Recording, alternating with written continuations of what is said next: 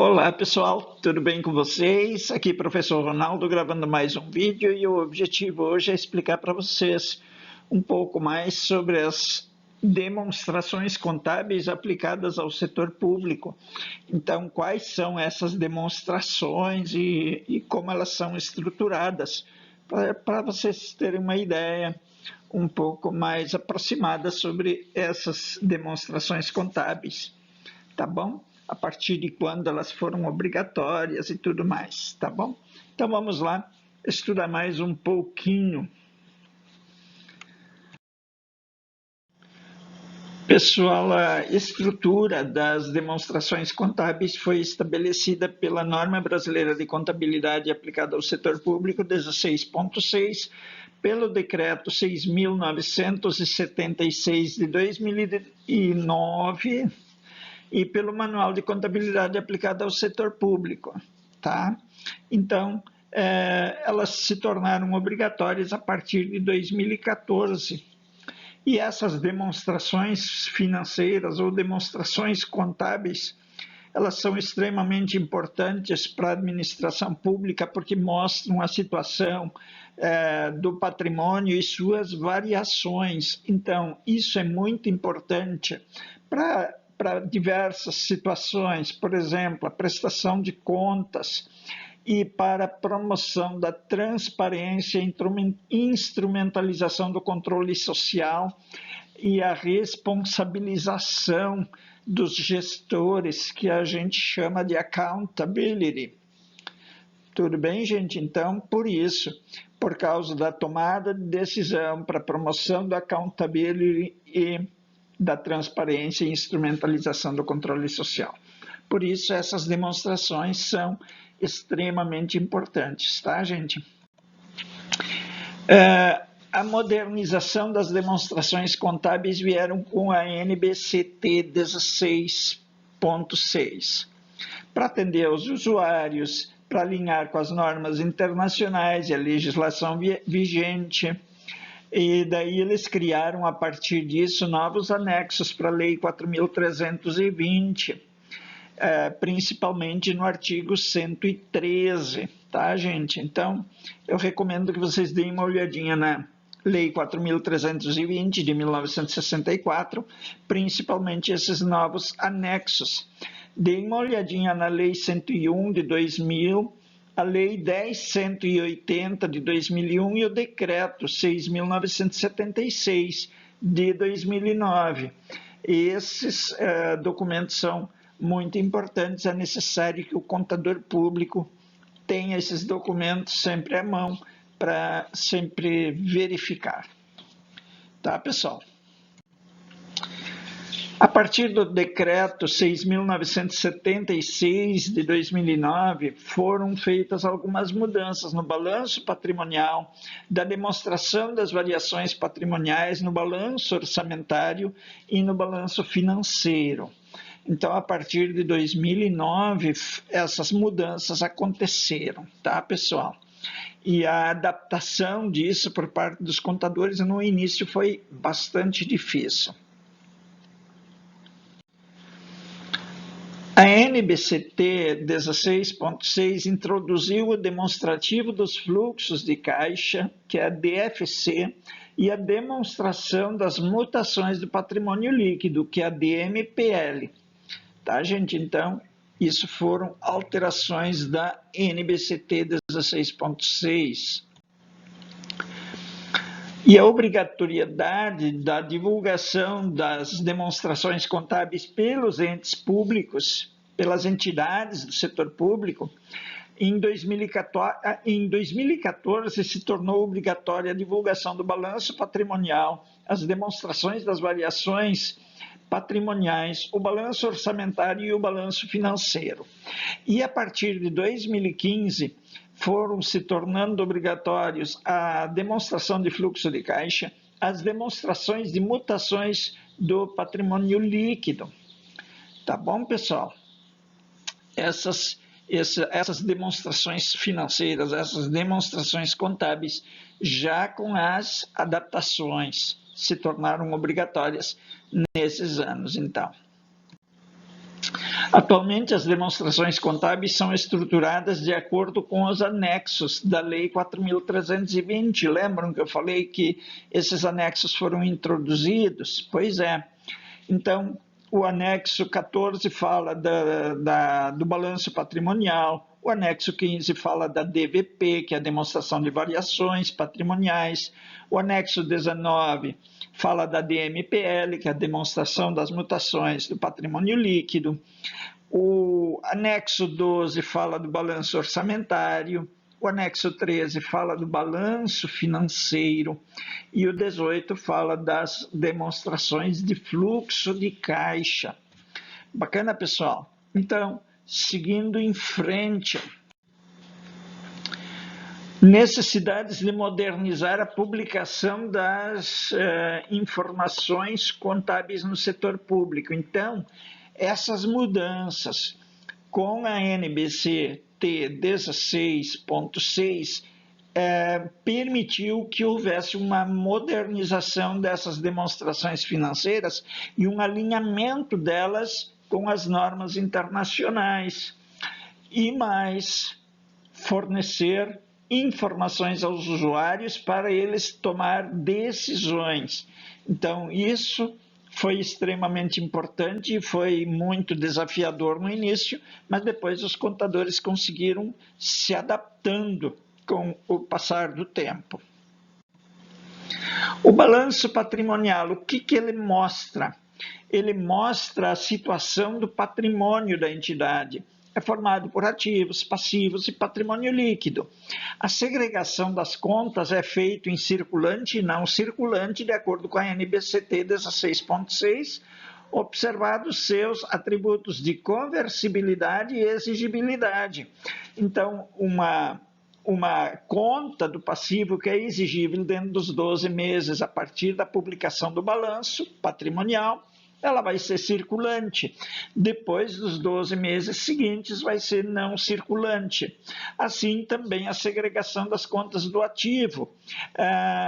As contas do ativo, então, são o critério é a conversibilidade.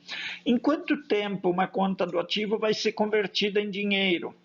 Então, se eu tenho estoque, se eu tenho caixa, então eu imagino que conta bancária, saldo de conta bancária e tudo mais, isso vai ser convertido em dinheiro em 12 meses, óbvio. Então, isso vai ser classificado como circulante. Investimentos, imóveis que a entidade usa são classificados como não circulantes, porque não pretendemos converter isso em dinheiro dentro de 12 meses da publicação do balanço patrimonial. Bacana, gente? Continuando, então.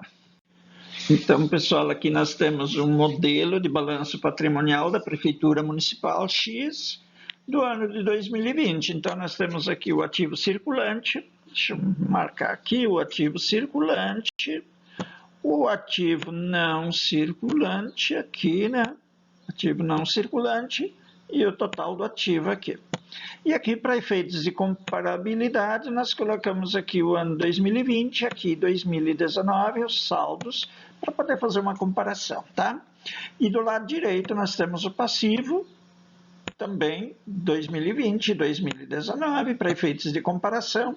Primeiro vem o circulante, por critério de conversibilidade, de exigibilidade, e depois o não circulante e logo abaixo o patrimônio líquido e aqui embaixo o total do passivo e do patrimônio líquido que tem que dar igual ao ativo. Beleza? Então, continuando. Os anexos do balanço patrimonial, quais são esses anexos? O quadro de ativos e passivos financeiros, segundo a Lei 4.320 de 64, o quadro de contas de compensação, o quadro de superávit financeiro ou déficit financeiro e as notas explicativas. No finalzinho do vídeo eu vou dar uma explicadinha sobre notas explicativas, o que vai nessas notas explicativas. Bacana? Demonstração das variações patrimoniais. é uma outra demonstração. Ela evidencia alterações verificadas no patrimônio resultantes ou independentes da execução orçamentária. Então, ela indica o resultado patrimonial do exercício. E elas são lançadas as transações que afetam o patrimônio líquido. Variações patrimoniais aumentativas, diminutivas, e ela pode ser elaborada de forma sintética ou analítica. Tá, gente? E aqui nós temos uma demonstração das variações patrimoniais do município X, um modelinho do exercício de 2017. De novo, para efeito de comparação, nós temos 2017 e o ano de 2016, os resultados. Então, nós temos as variações patrimoniais aumentativas, impostos, taxas, contribuições, transferências recebidas e por aí vai, tá? E o total das variações patrimoniais aumentativas. Então, soma-se tudo e coloca-se aqui para 2017, aqui para 2016, se for o caso. E aqui nós temos as variações patrimoniais diminutivas. Pessoal e encargos sociais, benefícios previdenciários e assistenciais e por aí vai. E daí nós temos o total das variações patrimoniais diminutivas. Então, para a gente apurar o resultado patrimonial, é só pegar as variações patrimoniais aumentativas menos as variações patrimoniais diminutivas. Isso vai ser igual ao resultado patrimonial daquela entidade. Joia, pessoal? Então, continuando. DMPL. A DMPL somente é obrigatória para entes públicos que tenham empresas estatais dependentes, constituídas como sociedade anônima. Então, geralmente, as prefeituras, as pequenas prefeituras não são obrigadas a fazer demonstração das mutações do patrimônio líquido, tá? Então, essa DMPL é exigida só para as entidades que tenham sociedades anônimas dependentes delas. Tá? Se você tem uma entidade, se uma entidade pública tem uma sociedade anônima dependente, aí tem que fazer essa demonstração financeira. Vamos ver uma pequena estrutura dela. O que ela demonstra? Os ajustes de exercícios anteriores, as transações de capital com sócios, compra e venda de ações, juros sobre capital próprio, superávit ou déficit patrimonial e a destinação dos resultados e outras mutações no patrimônio líquido. Beleza? Porque essa DMPL, ela mostra as mutações que aconteceram no patrimônio líquido. Então, se houve uma diminuição no patrimônio líquido de um ano para outro, claro que alguma explicação precisa ter. E quem é que dá essa explicação? A DMPL. Bacana, gente? Então, continuando. Esse é o modelinho de DMPL. Aqui nós temos saldo em 31/12 do ano anterior, ajustes de exercícios anteriores. Então, nós temos o capital, reserva de capital, lucros ou prejuízos acumulados e o total. Então, subscrito quanto foi, a realizar quanto, realizado quanto, capital foi quanto, juros quanto e assim por diante para todas essas contas aqui. Ajustes de exercícios anteriores, aumento de capital, reversões de reservas, lucro líquido do exercício, destinação dos lucros, reservas, dividendos e por aí vai. E daí você vai somando tudo e colocar o saldo do dia 31 de dezembro daquele ano. Beleza, gente? Então, este é um modelo de demonstração das mutações do patrimônio líquido. Agora nós vamos falar um pouco sobre o balanço orçamentário. O balanço orçamentário mostra as receitas e as despesas previstas em confronto com as realizadas. Então, o balanço orçamentário mostra um pouco do nosso orçamento, do orçamento público daquela entidade. Então, o que nós tínhamos previsto e o que nós realizamos, de receitas e despesas no nosso orçamento. É isso que o balanço orçamentário faz. As receitas e despesas orçamentárias são apresentadas por categorias econômicas e os valores referentes a refinanciamento das dívidas e também o superávit financeiro utilizado para a reabertura de créditos adicionais. E por aí vai.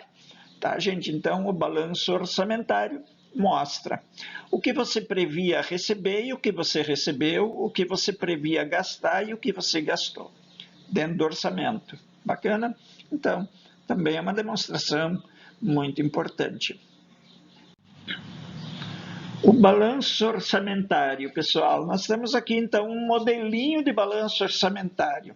Quais são as receitas e quais são as despesas? Vejam, ele coloca as receitas do lado esquerdo e as despesas do lado direito. Então, nós temos os tipos, estão vendo aqui os tipos, a prevista e a executada, a receita prevista e a receita executada, e nós temos as despesas fixadas e as despesas executadas. Então, onde nós estamos agora? Receita corrente. Quanto de tributos nós esperávamos arrecadar? Nós esperávamos arrecadar 170 mil. E recebemos quanto? 160. Contribuições. Nós esperávamos receber 60 e recebemos 65. E assim por diante. Despesa corrente, a gente tinha fixado a despesa corrente em 300 mil. Só que nós só gastamos 290 mil. Por quê? Porque a nossa despesa corrente, ela tem que ser adaptada à nossa receita corrente. Tá bom, pessoal? Para não termos um déficit corrente. Porque senão nós vamos produzir um déficit corrente e daí nós talvez estejamos violando princípios da administração pública, porque não podemos endividar o município, a entidade, por exemplo, tá? Aqui são as despesas de capital, tudo normalzinho aqui, despesas de capital. Nós fixamos em 120, mas tivemos 130 e provavelmente nós diminuímos as despesas correntes para fazer frente às despesas de capital. E aí nós temos receitas de capital, fizemos operações de crédito aqui, prevíamos 80 mil e realizamos 80 mil. E alienação de bens, nós prevíamos 30 mil. Vendemos algum bem que pretendíamos vender por 30 mil e vendemos por 25. E fizemos amortização de empréstimos. A previsão era amortizar 10 mil, mas a gente conseguiu amortizar 15. Beleza, pessoal? Então, esse é o nosso balanço orçamentário. Joinha? Então, continuando. O balanço financeiro. O que o balanço financeiro mostra? O balanço financeiro mostra a receita e a despesa orçamentária e os recebimentos e pagamentos extra-orçamentários, conjugados com os saldos do exercício anterior e os que são transferidos para o exercício seguinte. Então, isso é o balanço financeiro. Um modelinho de balanço financeiro. Nós temos aqui receita orçamentária, que é 71.900 no exercício atual. No exercício anterior foi 71.500, sempre cuidando dessa questão da comparabilidade, tá, pessoal? O exercício anterior, o exercício atual, sempre tem que estar tudo relacionado. Então, esse modelinho também, ele segue o manual de contabilidade aplicada ao setor público. Beleza, pessoal? Então, nós temos os ingressos ou as receitas, ingressos, e aqui nós temos os dispêndios, ingressos e dispêndios. DFC. A DFC é chamada de demonstração do fluxo de caixa. Então, por que ela é importante? Para a gente poder fazer uma previsão de futuras necessidades de caixa. habilidade em gerar fluxos de caixa no futuro e financiar mudanças nas atividades daquela entidade. Então, por isso que ela é útil. E o que ela vai identificar? Ela vai identificar as fontes de geração dos fluxos de caixa, os itens de consumo de caixa durante o período das demonstrações contábeis e o saldo de caixa. E como é a estrutura da demonstração de fluxo de caixa? É desse jeitinho que aparece na figura aqui no slide, pessoal. Fluxo de caixa das atividades operacionais, o ano atual, vamos supor que seja 2017, e o ano anterior, 2016, de novo alertando vocês para comparabilidade. Então, essas demonstrações financeiras têm que permitir a comparabilidade de um ano para o outro. Bacana? Então, os ingressos, os desembolsos. Então, receitas derivadas e originais e transferências correntes recebidas.